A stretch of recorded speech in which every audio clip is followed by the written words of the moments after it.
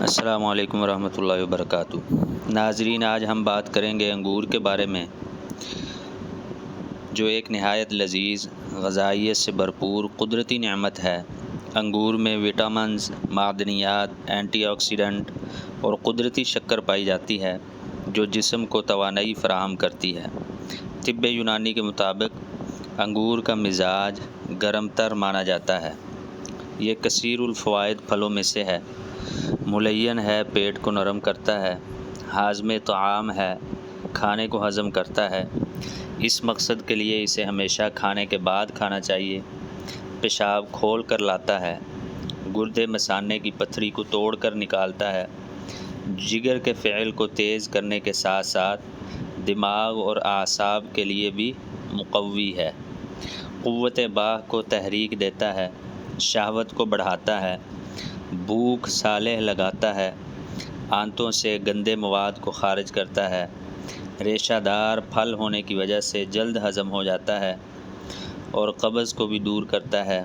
اس میں شکر، گلوکوز، انگوری شکر کی کافی مقدار پائی جاتی ہے، اس لیے اسے شوگر کے مریض کم استعمال کریں۔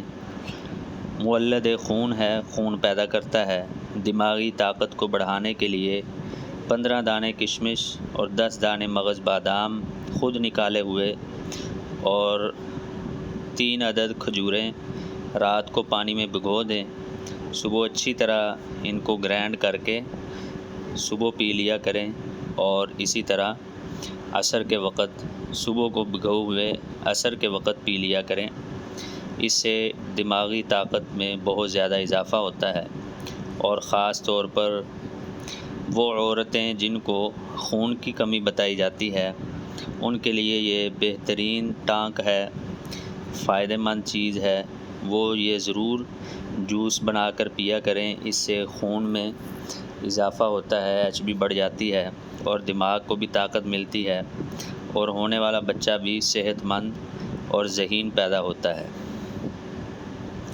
دماغی صلاحیتوں کو اجاگر کرنے کے ساتھ ساتھ ضعف بصر کو بھی فائدہ پہنچاتا ہے، یعنی آنکھوں کی روشنی کو بھی تیز کرتا ہے۔ اینک تک کی عادت اس کے استعمال سے چھوٹ جاتی ہے۔ گرم مزاج والوں کے یہ مخالف ہے، یعنی جن کا گرم مزاج ہے ان کو انگور کم استعمال کرنا چاہیے۔ جریان احتلام، رکت، صورت انزال اور گرمی کا لکوریا، ایسے مریضوں کو پرہیز کرنا چاہیے۔ دعاؤں میں یاد رکھیں، حکیم قاری محمد عمر، شفاء المریض دواخانہ، ضلع ننکانہ صاحب۔ اگر آپ کو ہماری معلومات پسند آتی ہیں تو ویڈیو کو لائک کریں، شیئر کریں اور ہمارے پیج کو فالو کریں۔ شکریہ۔